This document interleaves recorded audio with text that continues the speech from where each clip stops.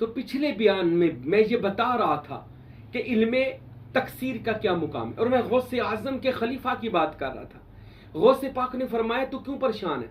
कहने लगा या हजरत, उस बंदे को पूछा, वो खलीफे का मुरीद था, हजरत मैंने कारोबार के लिए जाना था, मेरे मुर्शिद ने कहा तुझे रास्ते में लूट लिया जाएगा।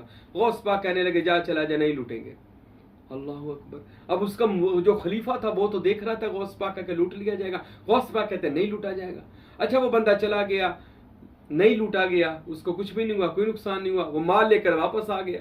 आकर सैयदी व मुर्शदी व मलाई जो जनाब अपने मुर्शद थे उनकी बारगाह में गया, जाके अर्ज किया हुजूर अल्हम्दुलिल्लाह आपकी दुआ बरकत से। वो फरमाने लगे अच्छा यार तेरा नुकसान कोई नहीं हुआ? कहने लगे जी कोई नहीं नुकसान हुआ। कैसे नहीं हुआ जबकि मैं देख रहा था तुझे नुकसान होना था, किसी ने लूट लेना था, क्या तूने ऐसा अमल किया? कहने लगा हुजूर जब मैं आपसे होकर जा रहा था तो आपके जो मुर्शद हैं सैयद अब्दुल कादिर जिलानी गौसे आजम मुझे वो रास्ते में मिल गए और उन्होंने कहा कि जा चला जा, कुछ नहीं होगा। तो फरमाने लगे अच्छा मेरे मुर्शद मिल गए तो उन्होंने इजाजत दी? जी हुजूर उन्होंने इजाजत दी। अच्छा तुझे वहां पे कोई ख्वाब आया? वो मुर्शद पूछने लगे। तो वो मरीज जो कारोबार करने गया था कहता हुजूर मुझे ख्वाब आया, मैंने वहां पे ख्वाब देखा कि मैं तिजारत करके मालो जर लेकर अपने मुल्क आ रहा हूं तो मुझे रास्ते में डाकुओं ने लूट लिया और मैं बड़ा परेशान था, उन्होंने हमारा बड़ा नुकसान किया। तो सुबह मेरी आंख खुल गई, मैंने शुक्र किया कि चलो ये ख्वाब ही था। तो आपके मुर्शद कहने लगे कि मेरा जो मुर्शद गौस पाक है उसको अल्लाह ने ये इख्तियार दिया है, अगर जाहिर में कोई नुकसान होने वाला हो तो वो उसको ख्वाब में बदल देते हैं। ये वो ताकत है कि जिसको इकबाल कहते हैं कि निगाह मर्द मोमन से बदल जाती हैं तकदीरें, गर होजो के यकीन पैदा तो कट जाती हैं जंजीरें। अच्छा आप किसी भी इलाके में जाएं तो रिजालुल गैब से मदद मांगे। मैं फिर वो मज़ार पर भी गया जो हज़रत अलीउल हक रहमतुल्लाह अलैह का मज़ार था, फिर मैं वहाँ पर शुक्रिया अदा करने के लिए गया तो वहाँ पर अल्हम्दुलिल्लाह बहुत ज़्यादा रूहानियत और फैज़ वहाँ से हासिल हुआ। अल्लाह के वलियों से फैज़ ही हासिल होता है, नूर हासिल होता है। उनके मज़ारात से एक रोशनी मिलती है बंदे के अंदर जो अंदर की बैटरी को फुल कर देती है और बंदे का ईमान और नूर मुकम्मल हो जाता है। तो मैं बात बता रहा था इल्मे तकसीर, आप किसी भी नबी और वली से मिल सकते हैं, फरिश्ते से मिल सकते हैं, आप किसी भी वली अल्लाह से, गौस से, कुतुब से, अब्दाल से मिल सकते हैं। हत्ता कि अपने अगर किसी के माँ बाप दुनिया से चले गए, अच्छा मैं उनसे मिलना चाहता हूँ तो वो तरीका भी मौजूद है। अब वो तरीके की मैं एक झलक तरीका आपको समझा दूं, सारा तो नहीं बताऊंगा, कुछ बता देता हूं क्योंकि ये वो राज थे जो राज थे लेकिन इस फकीर ने खोल दिए। वो इकबाल कहता है गजब किया तूने मुझे फाश कर दिया, गजब किया तूने मुझे फाश कर दिया, और एक मैं ही तो राज था सीना कायनात में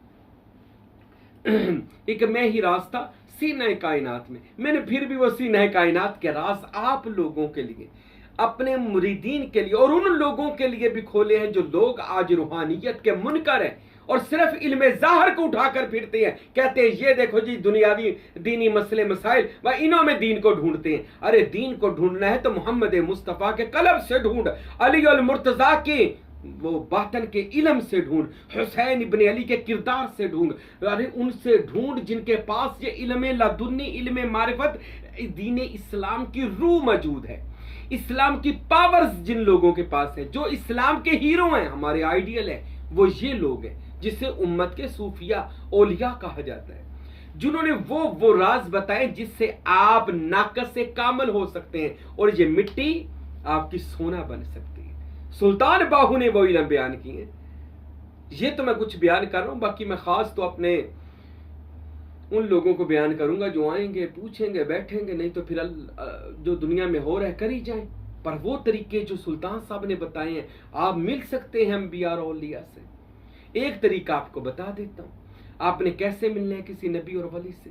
आप कोशिश करिए उसके मज़ार पर जाएं और वजू करके घर से इरादा करके जाएं कि मैंने इनसे मिलना है। इरादा जरूरी है, इरादा करके आपने जाना है। उस वली अल्लाह के जो भी अहम लगा लेते, मिसाल के तौर पर हम हजरत बाबा फरीद मसूद गंज शकर के मज़ार पर जाने, पाक पतन शरीफ में हमने जब जाना, ये इरादा करके जाना है। जब वहां पर पहुंच रहे ना, हमने वजू करके घर से निकल कर रास्ते में कोई हम दिया या कोई दुरूद सलाम पढ़ते जाना है, बातें करते नहीं जाना। अच्छा, दायां कदम रोज़े मुबारक के अंदर रखना है और जाकर रोज़ा मुबारक के अंदर रखकर आपने रोज़ा मुबारक की दाईं जानब होकर सलाम करके अपने 3 कदम पीछे हटकर बैठ जाना है और बैठकर आपने वहां पर सूरह यासीन को 3 बार पढ़ना है। याद रखें, 3 बार यासीन पढ़नी है और पढ़कर आपने फिर दुरूद पाक 11 बार पढ़ना है और मुराकबा करना है। वहां पर बैठकर मुराकबा यानी अपने पीर का तसव्वुर बांधना है कि मैं नहीं हूं, मेरा पीर है, मेरा साईं है, मेरा मुर्शद है, मेरा कामिल है।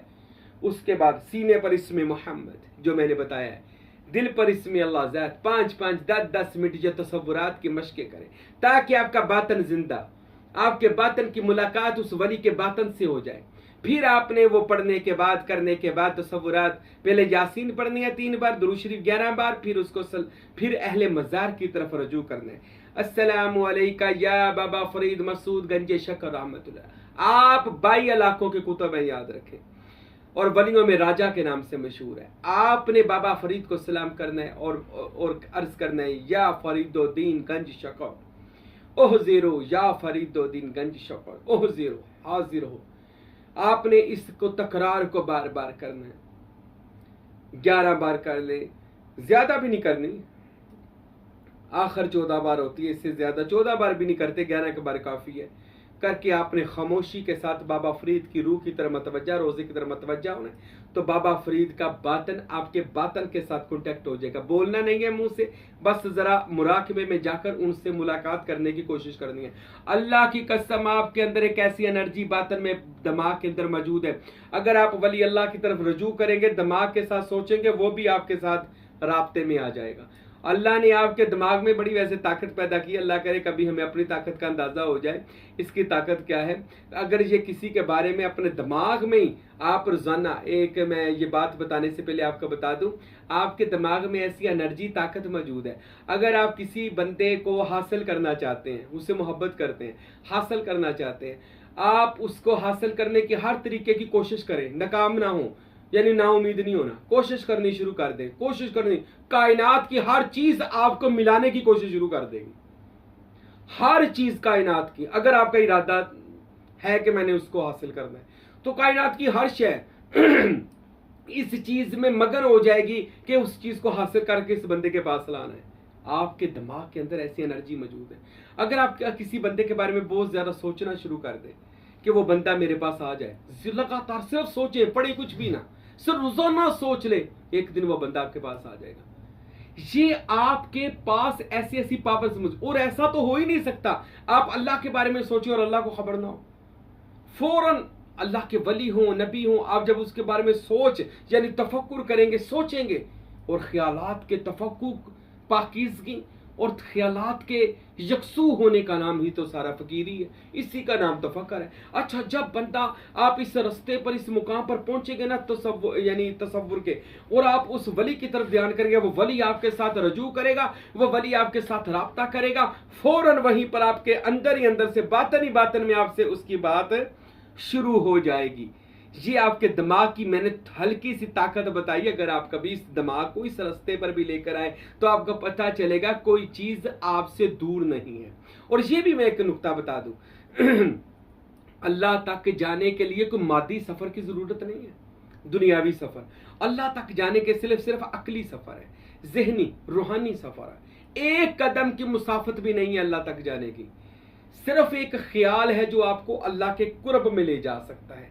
और वो ख्याल सिर्फ सूफी और फुकरा से मिलता है, अंबिया से, औलिया से मिलता है, किसी वली कामिल, मुर्शिद कामिल से मिलता है। अगर आप अच्छा, ये दावत का मैंने आपको एक तरीका बता दिया। इंशाअल्लाह इसी दावत को मैं अभी लगातार बयान करूंगा और सुल्तान साहब के अलूम को भी लगातार बयान करूंगा इंशाअल्लाह ताला। अभी बड़े बड़े इल्म सुल्तान बाहू के हैं, लेकिन ये इल्म तकसीर था। अल्लाह से जी दुआ करता हूँ अल्लाह हमें भी ऐसा इल्म औलिया अल्लाह से अता फरमाए और अमल करने की तौफीक अता फरमाए। वमा अलैना इल्लल बलागुल मुबीन।